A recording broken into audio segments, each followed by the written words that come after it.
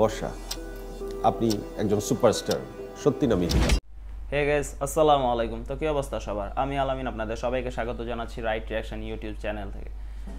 তো গাইস, আজকে একটা কাজ হয়েছে, একটা কাহিনী হয়েছে। সেই কাহিনীটা কি, সকালবেলা আমি ফেসবুক স্ক্রল করতেছিলাম, করতে করতে করতে করতে ভালো লাগতেছিল না, তো স্ক্রল করতেছিলাম যে দেখি ভিডিও কিছু দেখতে পারি কিনা। তো আচমকা আমার সামনে আমাদের বাংলাদেশের টপ ক্লাস নায়িকা, যার নাকি দীপিকা পাদুকোনের একমাত্র রিপ্লেসমেন্ট সারা বিশ্বের ভিতরে একটাই আছে, যেটা আমাদের বাংলাদেশে আসছে, আমাদের বর্ষা আন্টি। বর্ষা আন্টি আমাদের অনন্ত আঙ্কেলের ওয়াইফ। তো ওনার একটা ইন্টারভিউ আমাদের জয় সাহেব নিতা ছিল, শাহরিয়ার নাজিম জয় সাহেবের। এটা বহুত পুরানা ভিডিও, দিনদার ডে মুভি মুক্তি পাওয়ার আগেরকার ঘটনা। যাই হোক, তো এই ঘটনার এইখানে একটা জিনিস দেখলাম, আমাদের জয় সাহেব জিজ্ঞেস করতেছিল যে আসলে আপনি মানে আপনি তো সুপারস্টার, তারে সুপারস্টার হিসাবে বলছিল। তারপরে তারে জিজ্ঞেস করতেছিল আসলে কি আপনি সুপারস্টার। তো সে আবার আমাদের উপস্থাপক সাহেবকে জিজ্ঞেস করে, আপনার কি কোনো ডাউট আছে?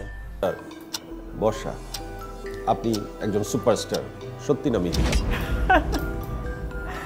আপনার কি সন্দেহ আছে? আপনার কি কোনো সন্দেহ আছে?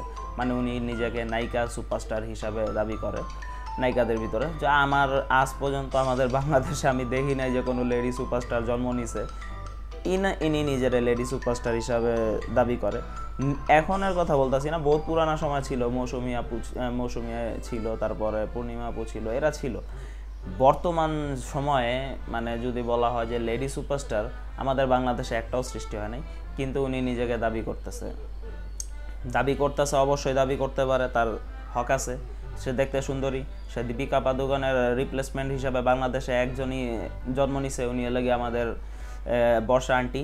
ইনি যদি বলিউডে যাইতো তাহলে দীপিকা পাদুকোনেরও খাওয়া বন্ধ হয়ে যেত। खराब हो जाएगा, मैं माँ अम्मा बहन पे आ जाऊंगा, मैं इनकी अम्मा बहन पे आ जाऊंगा। আপনারা বুঝতেছেন না, ঠিক আছে? আপনারা কেউ কিন্তু আমাদের বর্ষা আন্টির দিকে নজর দিবেন না, খবরদার, খারাপভাবে তাকাইবেনই না। আবে কেউ তাকায় না, শুধু তুই একমাত্র তাকাস, তুই তাকা, আর কেউ তাকাইতে পারবো না এই মাইয়ার দিকে।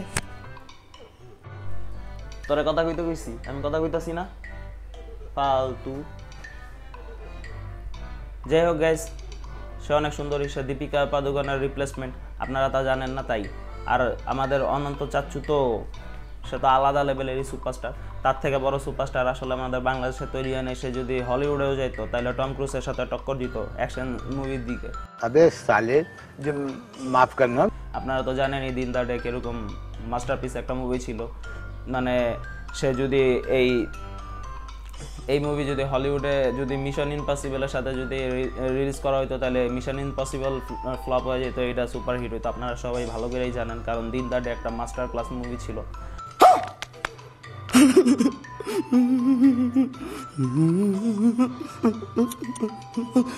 আপনারা শুধু শুধু আমাদের অনন্ত আঙ্কেলকে আর লাগে আমাদের বর্ষা আন্টিকে অপমান করতেছেন, এটা কিন্তু ঠিক না। তো যখনকার কাহিনী এটা ছিল, তখন তো দিনদার ডে মুক্তি পায় নাই। তখন আমাদের শাকিব খানও মেগাস্টার ছিল না, সে সুপারস্টার ছিল, আমরা সবাই জানি। কিন্তু তখন আমাদের অনন্ত আঙ্কেল ছিল মেগাস্টার, হইতেই পারে, স্বাভাবিক, হইতেই পারে। আপনারা শুধু শুধু তাকে অপমান করতেছেন, এটা কিন্তু ঠিক না। যাই হোক, যোগ করা বন্ধ করি, আমরা সিরিয়াস কথাবার্তা বলতেছি। এখন সিরিয়াস কথা বলি যে উনি কি বলছিল। উনি বলতেছিল যখন যে অনন্ত জলিল মেগাস্টার কিভাবে, আপনার নজরে কিভাবে মেগাস্টার, তো উনি তখন কিছু এক্সাম্পল দিছে, যেমন প্রথমত আমার হাজবেন্ড, দ্বিতীয়ত আমার সন্তানের বাবা। পার্সোনালি বাবা, ঠিক আছে, এই জিনিসটা আমি মানি, কারণ যে কোনো মহিলার কাছে তার হাজব্যান্ড মেগাস্টার হবে, এটা স্বাভাবিক, হইতেই পারে, স্বাভাবিক। কিন্তু উনি এটা বলছিল, বলার পরে জিজ্ঞেস করছিল ইন্ডাস্ট্রিতে, বাংলাদেশের ইন্ডাস্ট্রিতে মেগাস্টারকে, তখনও সে বলছে অনন্ত জলিল। যখন সাকিবের সাথে তার তুলনা করা হবে তবে অবশ্যই সাকিব খান পিছনে থাকবে। দুজনই সমান নাও কে গিয়ে ডেফিনেটলি অনন্ত জলিল। ছবি আসছে আপনাদের, কিন্তু সাকিব খানরা তখন সে সুপারস্টারও বলে নাই, সে সাকিব খানরা কি বলছে, সুপার হিরো। সে সাকিব খানরা সুপার হিরো বলছে, নিজের হাজব্যান্ডরা মেগাস্টার বলছে।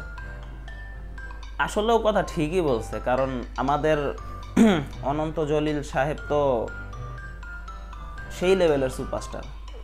ওইটা আলাদা বিষয় যে সে তার দেহ নিয়ে লড়তে পারে না, অ্যাকশন সিন করতে পারে না, তার টুলের থেকে লাফ দিতে বললেও তার ঠ্যাং মুচকায় যায়, ওটা আলাদা বিষয়। সে তার শরীরের ভার নিয়ে সে লড়তে পারে না, সে অ্যাকশন করতে পারে না, তাই বলে এই না যে সে মেগাস্টার হইতে পারে না। অবশ্যই হইতে পারে, স্বপ্নে।